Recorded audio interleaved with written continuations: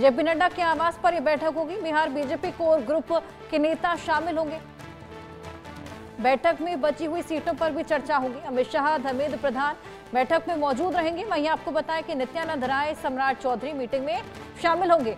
दिलीप जायसवाल, विजय सिन्हा, विनोद तावड़े भी इसमें शामिल होने वाले हैं। जेपी नड्डा के आवास पर यह मुलाकात, कल भी एक मुलाकात हुई थी, आपको बताएं। लगातार बिहार में आगामी चुनाव तारीखों का ऐलान हो चला है। सीट शेयरिंग को लेकर अभी जो पेच फंसा हुआ नजर आया था, हालांकि इसको लेकर सहमति बन गई है। आइए इसको लेकर और जानकारी लें। संजय शर्मा हमारे वरिष्ठ सहयोगी हमारे साथ जुड़ गए हैं। संजय जी, और जानकारी दीजिए, बीजेपी कोर ग्रुप की आज बैठक होने वाली है। कल भी एक बैठक हुई थी, आज की बैठक में क्या खास?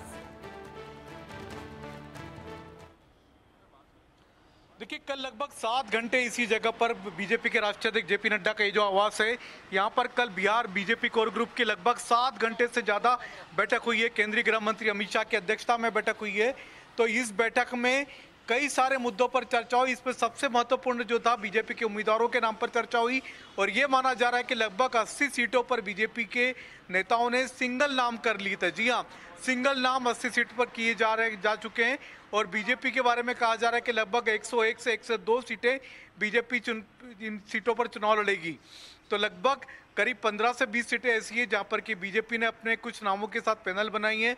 2 नाम 3 नाम की पैनल है, उन पर बीजेपी आज चर्चा करेगी। आज की जो बैठक होगी जेपी नड्डा के साथ में, उन नामों पर चर्चा होगी। इन सीटों पर लगभग 20 से 25 सीटें ऐसी हैं, 20-22 सीटें ऐसी हैं जिन पर कि 2 से 3 नामों की पैनल, तो उनको भी सिंगल करने की कोशिश की जा रही है। तो नेताओं से बात की जा रही है। सभी नेता इस बैठक में मौजूद होंगे। बिहार कोर ग्रुप के सभी नेता मौजूद होंगे। बीजेपी के राष्ट्रीय अध्यक्ष जेपी नड्डा, केंद्रीय गृह मंत्री अमित शाह, विनोद तावड़े जो कि बीजेपी के राष्ट्रीय महासचिव बिहार के प्रभारी हैं, बिहार के चुनाव प्रभारी केंद्रीय मंत्री धर्मेंद्र प्रधान मौजूद होंगे। नित्यानंद राय जो कि बिहार के हर मामले में साथ में हर बैठक में मौजूद होते हैं, उनको भी रखा जाएगा। दिलीप जायसवाल जो बिहार बीजेपी के अध्यक्ष हैं, वो भी रहेंगे। नागेंद्र बीजेपी के संगठन मंत्री हैं, उनको भी बुलाया गया है। तो ये बैठक काफी महत्वपूर्ण होगी। उम्मीदवारों के जहां तक कोशिश होती है बीजेपी की, इस तरह की एक्सरसाइज में पहले कवायद की जाती है कि सिंगल नाम कर लिए जाए, उसके बाद में फिर उस सूची को रखा जाता है केंद्रीय चुनाव समिति में। जब केंद्रीय चुनाव समिति आज शाम को 5-5:30 बजे बुलाई गई है, बीजेपी के राष्ट्रीय मुख्यालय में बैठक होगी केंद्रीय चुनाव समिति की। उसमें जब बीजेपी की केंद्रीय चुनाव समिति मोहर लगा देगी, उसके बाद में इन नामों की घोषणा की जाएगी। तो ये माना जा रहा है कि कल 13 तारीख को या 14 तारीख को बीजेपी की ओर से इन नामों का ऐलान हो सकता है। बिल्कुल, अब थोड़ी ही देर में ये बैठक होने वाली है। इसमें तमाम दिग्गजों का जमावड़ा लगेगा और बिहार में जो आगामी चुनाव उसको लेकर बातचीत की जाएगी। कल भी जिस तरीके से हमारे सहयोगी ने बताया कि 7 घंटे तक मुलाकात चली थी, ऐसे में संजय जी, चिराग पासवान को तो मना लिया, लेकिन मांझी अभी भी मानते हुए नजर नहीं आ रहे।